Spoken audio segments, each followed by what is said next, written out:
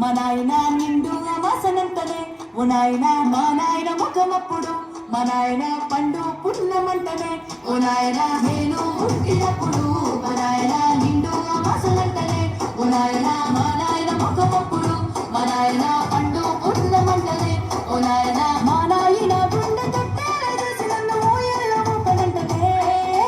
పెరుగల్లా పెరుగల్లా పెరుగల్లా పెద్దిరెడ్డి బిడ్డలో రావసిలుక గావురాలే నన్ను చేసి పెంచనే రావసిలుక.